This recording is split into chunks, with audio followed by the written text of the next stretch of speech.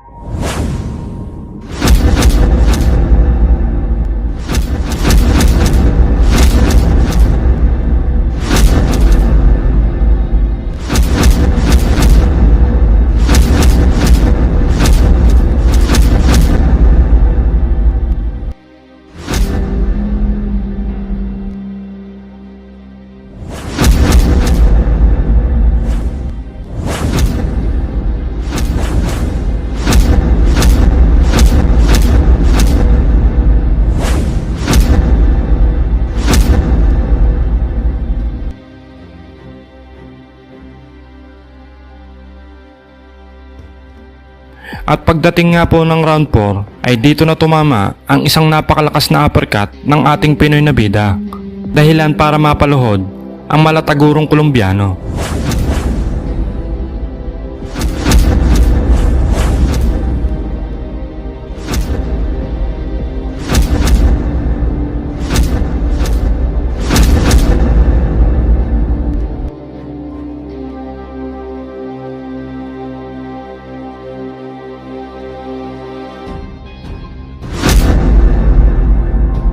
At sa naging laban ay nakuha nga po ni Natuplag ang panalo via technical knockout. At dahil nga po sa impresibong panalo ay nabigyan ng pagkakataon ng ating Pinoy na bida upang lumaban sa isang title match kontra sa pambato ng Thailand at eksperto sa Muay Thai na si Atanon Kunlawong. Paglalabanan nila ang bakanting WBC Asian Boxing Council Featherweight title. Mabilis at may matibay na pa nga ang sinasabing Thai boxer. Kaya naman hindi talaga ito magiging isang madaling laban para sa ating Pinoy na bida. Noong mga panahon na ito, si Natuplag ay may record na 9 wins, 8 knockouts at 3 talo. Samantalang ang kanyang makakalaban naman ay may record namang 17 wins, 13 knockouts at 6 na talo.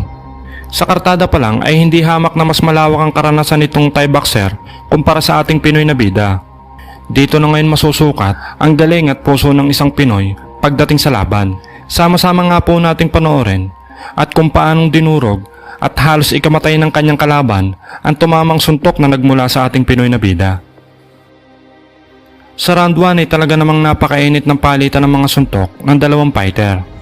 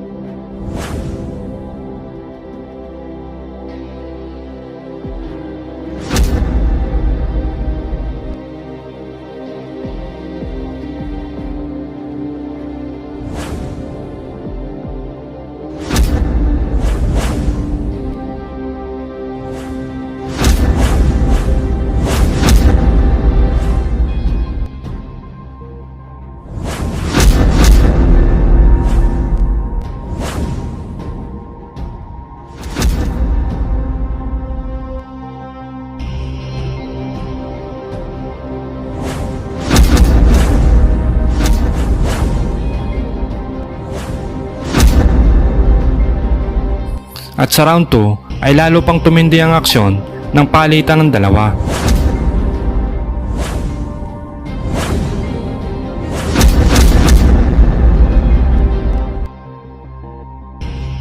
Nakatikim ng knockdown ng Thai boxer, ngunit hindi ito binilangan ng referee, kahit kitang-kita ang pagtama ng suntok dito sa Thai fighter.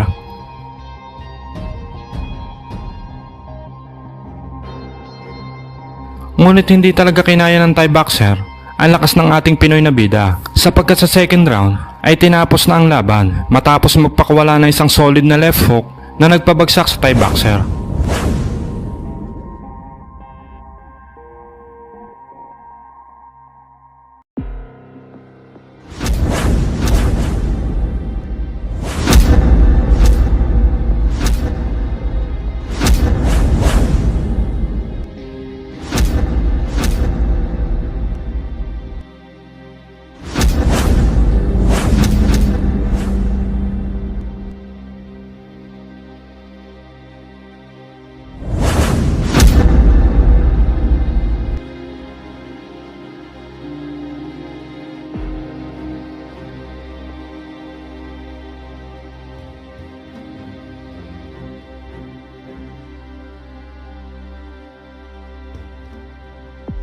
Sa lakas nga po ng tamang sumapol dito ay makikitang naghihingalo na ito na halos malagutan na ng hininga sa lakas ng mga suntok na inaabot nito mula sa ating Pinoy na bida.